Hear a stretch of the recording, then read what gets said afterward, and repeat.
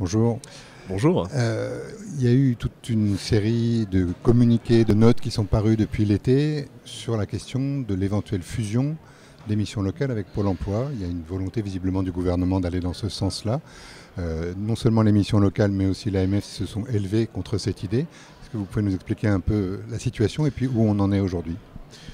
Oui, nous avons eu une inquiétude puisqu'il y avait d'abord des bruits de couloir sur une volonté du gouvernement de fusionner les missions locales et Pôle emploi. Et il s'est avéré que les bruits de couloir étaient plus que des bruits de couloir puisqu'il y a même une note annonçant et nous expliquant comment aborder les élus locaux pour expérimenter une fusion Pôle emploi et missions locales.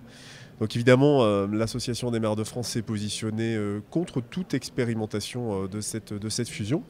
Alors pas parce que nous avons décidé d'être contre par principe, parce que nous croyons dans le rôle des missions locales.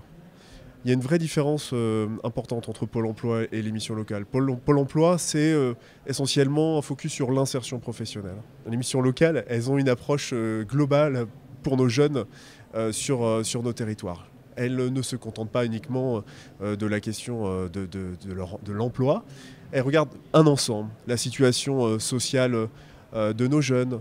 Est-ce qu'ils ont aussi affaire à la justice ? C'est un ensemble. Parce qu'on sait bien que pour réussir une insertion professionnelle, il ne s'agit pas uniquement de faire un CV et de trouver un emploi, c'est vraiment accompagner sur le long terme l'insertion de nos jeunes. Voilà. Donc on ne peut pas aujourd'hui à la fois dire il faut travailler sur l'insertion professionnelle de nos jeunes et puis en même temps mettre fin à un outil qui fonctionne bien, que sont les missions locales. Les maires, au plus proche du territoire, les missions locales, sont un de nos outils de proximité. C'est un moyen d'adapter l'insertion professionnelle, les possibilités que l'on offre à nos jeunes en fonction justement des territoires. Nous siégeons dans les conseils d'administration des missions locales. Et donc c'est très important de maintenir ce lien entre les territoires et les missions locales. Alors, est-ce que ça veut dire qu'il n'y a pas du tout de lien entre Pôle emploi, justement, et les élus locaux ?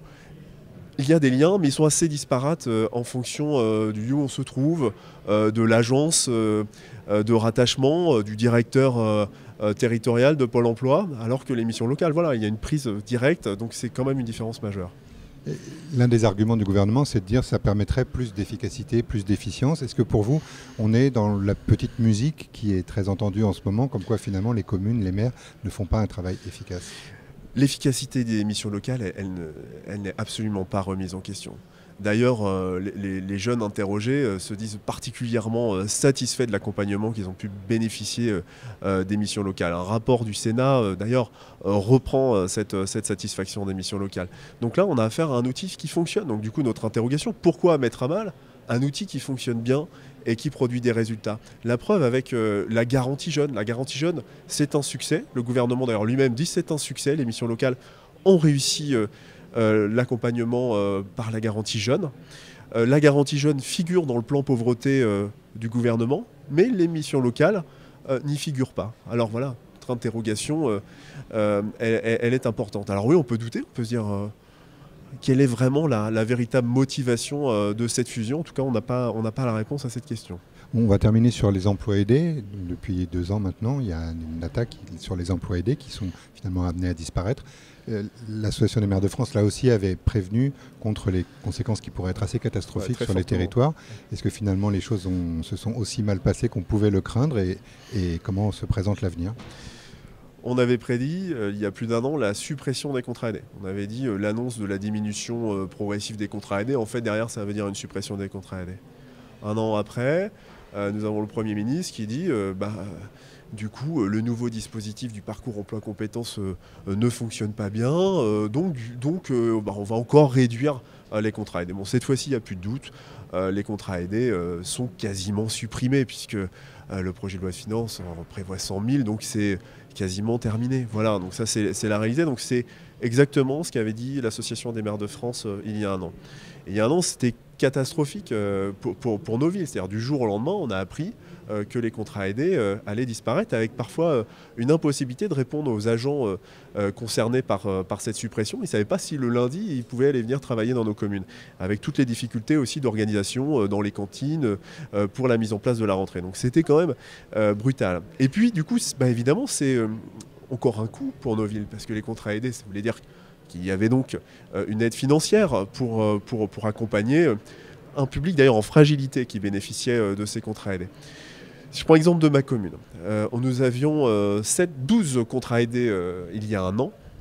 Eh bien, j'ai pu pérenniser que 7 postes. Et en pérennisant 7 postes, c'est un coût supplémentaire pour ma ville de 190 000 € par an. Donc on voit bien que... On vous demande de maîtriser les dépenses de fonctionnement. Donc on dit qu'il n'y a pas que le gouvernement n'a pas touché à la DGF.